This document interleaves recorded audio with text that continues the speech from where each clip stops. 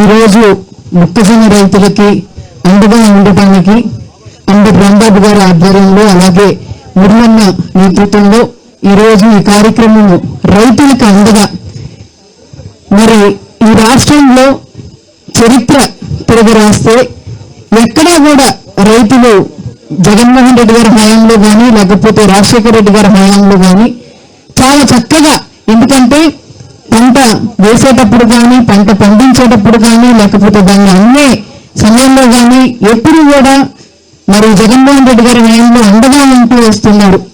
కానీ చంద్రబాబు నాయుడు గారు మరి ఆయన పార్టీ టీడీపీ పార్టీ అంటేనే రైతులకి ఎప్పుడూ కూడా నిరుత్సాహపడే విధంగా, రైతులు ఎప్పుడు కూడా కష్టాల్లో ఉండే విధంగానే ఉంది తప్ప ఎక్కడా కూడా వాళ్ళు సంతోషంగా ఉన్నట్టు లేదు.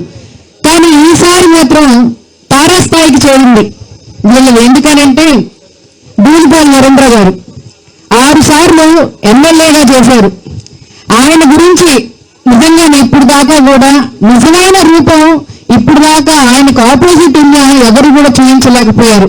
ఒక మురళన్నే ఆయన నిజమైన రూపాన్ని బయటికి తీసుకొని వచ్చి ఈ రోజు ప్రజలకి చూస్తున్నారు.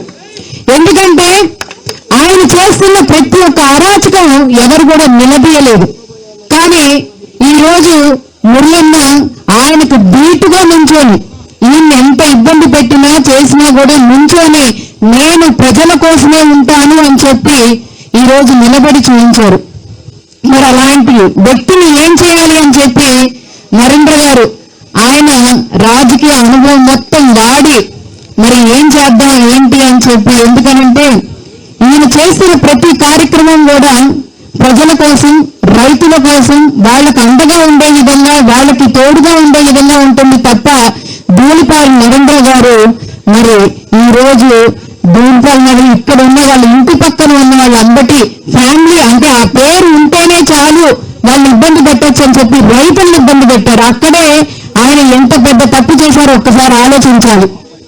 మరి ఆ విధంగా ఉంటే ఈ రోజు 15 మంది మీద కేసులు పెడితే దాంట్లో 14 మంది కాపులైతే ఒక మైనారిటీ సోదరుడు మరి town president, Ponnur town president Ansari అనే ఇక్కడికి సంబంధం లేని నాజర్ అనే వ్యక్తికి సంబంధం లేని మరి గ్రామానికి తీసుకొని వచ్చి ఆయన మీద కేసు పెట్టారు. మరి ఇది అక్రమం కేసు కాదా? అసలు రైతుల మీద ఎస్సీ ఎస్టీ కేసు ఏంటి? ఒక్కసారి ఆలోచన చేయండి, మీరే ఈ ప్రభుత్వం ఆలోచన చేయండి. మరి అలాగే అంబటి మురళి గారు మరి ఆయనకి రైతులకు అండగా ఉండడం తెలుసు, వాళ్ళకి గిట్టుబాటు ధర కోసం ఫైట్ చేయడం తెలుసు తప్ప ఆయన రైతు సాగు అంటే వాళ్ళ ఇంట్లో ఎవరు సాగు చేయరే, మరి ఆయన ఎందుకు దీన్ని మరి దాచిపెట్టుకుంటారు, లేకపోతే ఆయన ఎందుకు దీన్ని స్టోర్ చేస్తారు? రైతులు కదా, వాళ్ళు పండించిన పంట కదా వాళ్ళది. మరి అదంతా తెలుసుకోకుండా ఏ విధంగా ఇక్కడికి వచ్చి మీ టీడీపీ గుండాలు మరి ఏ విధంగా ఇక్కడికి వచ్చి మరి వాళ్ళ మీద కేసులు పెట్టే విధంగా కానీ, వాళ్ళ మీద దాడి చేసే విధంగా కానీ, లేకపోతే ఇక్కడ సీజ్ చేసే విధంగా చేస్తారు. మరి అలాగే చూడండి, ఈ ప్రభుత్వం మీరు చూసుకుంటే యూరియా విషయం కానీ, లేకపోతే వాళ్ళకి విత్తనాలు ఇచ్చే విషయంలో కానీ, లేకపోతే సాగు చేసిన తర్వాత వాళ్ళకి రావాల్సిన గిట్టుబాటు ధర కానీ ఎక్కడా కూడా వాళ్ళకి తోడుగా ఉండట్లేదు ఈ ప్రభుత్వం.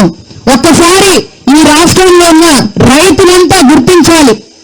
ఎక్కడా కూడా రైతులకు అండగా లేని ప్రభుత్వం ఈ కూటమి ప్రభుత్వం.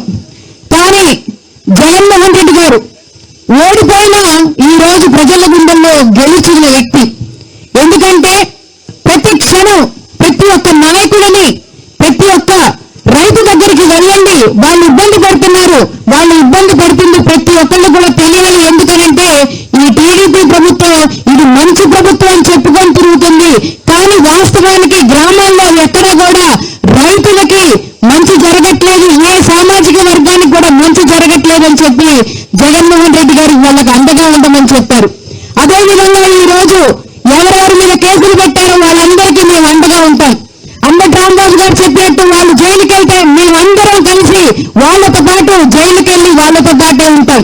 మీ అందరికీ ధైర్యం ఇస్తాం, ప్రతి ఒక్క రైతుకి మేము అండగా ఉంటామని చెప్పి తెలియజేస్తూ మరి అవకాశం ఇచ్చిన అంబటి రాంబాబు గారికి ధన్యవాదాలు తెలుపుకున్నాను. జై జగన్.